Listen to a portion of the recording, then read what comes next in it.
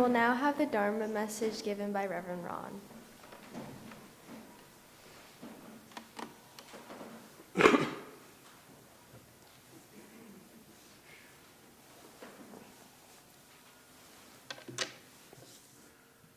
Good morning.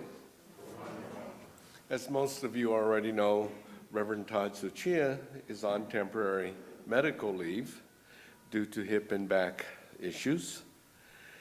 He had hip replacement surgery and is recovering okay. And yeah, we still need to know that he's in recovery mode, and we need to honor his need to unplug and to use this time to recover. This morning I'd like to talk about the golden chain. The golden chain tells us to think pure and beautiful thoughts, to say pure and beautiful words, and to do pure and beautiful deeds.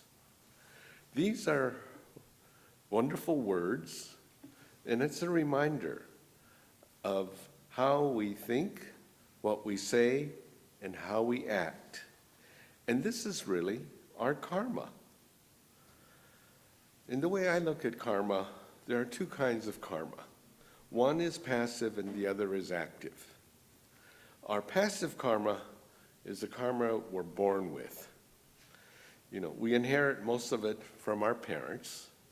For myself, I was born from Japanese American parents in rural Northern California.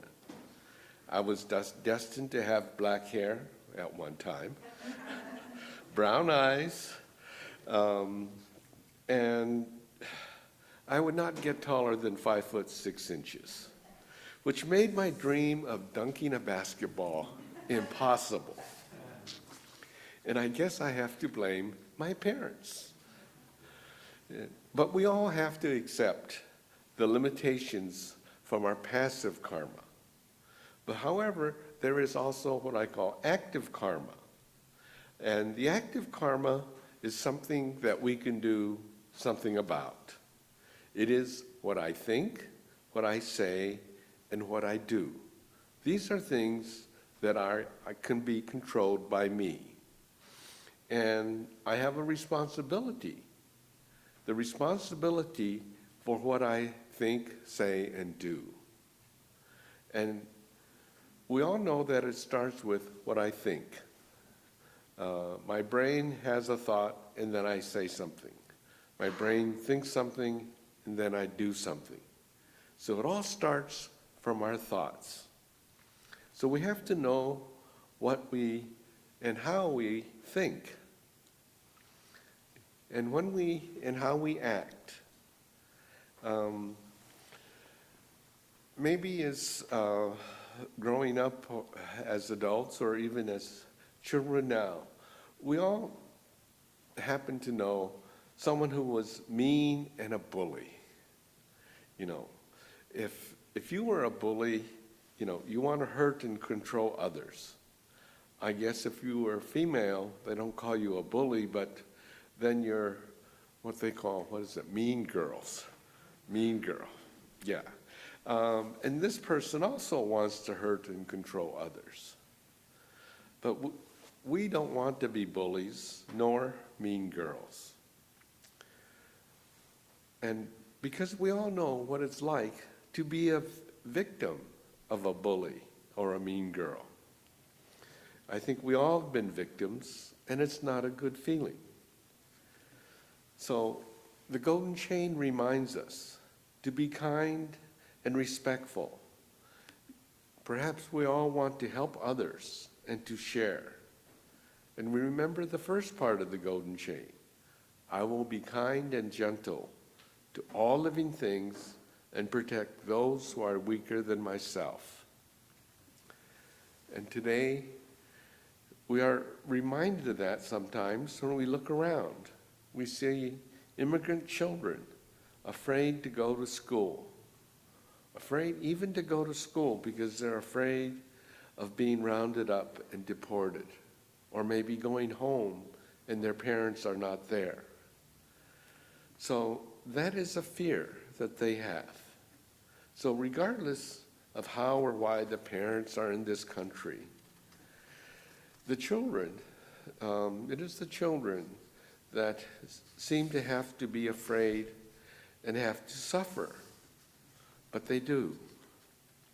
So when we look at history, every ethnic group that came to America was not welcomed and faced discrimination and even hatred when they first came. When the first white settlers came, they were not welcomed by the Native Americans, contrary to what Thanksgiving may say. And then it was the Irish, and then the Italians, and then the Polish, maybe then the Greeks, and so on. On the West Coast, the Chinese, then the Japanese, the Filipinos, then the Koreans, then the Southeast Asians. These groups were not welcomed. And now it is the Muslims and the Mexicans and other Spanish-speaking people who are not being welcomed. But all these other groups have come to America and settled in and became Americans. Each group started at the bottom of the economic ladder, working long hours and doing difficult work. Maybe out in the fields, picking crops, preparing the fields, or maybe as dishwashers and busboys, working in restaurants and service industries. But history tells us that we should not fear new immigrants. They may speak a different language, eat different foods, but they're still humans who want a better life. So what am I saying? Not to be bullies and mean girls, and we should think, and we should say, and we should do kind things so there will not be so much fear. As Buddhists, we need to be part of a flower garden of many different colored flowers, each colored flower adding its own color to the beauty of the garden. We celebrate the differences, each color adding its own beauty. And we have to know for ourselves, what kind of person am I? What kind of person do I want to be? And this is our karma. We have to take responsibility for our thoughts, words, and actions. And the golden chain certainly reminds us to do that, to think pure and beautiful thoughts, to say pure and beautiful words, and to do pure and beautiful deeds. Namo Amida Butsu. With gratitude and kindness beyond words.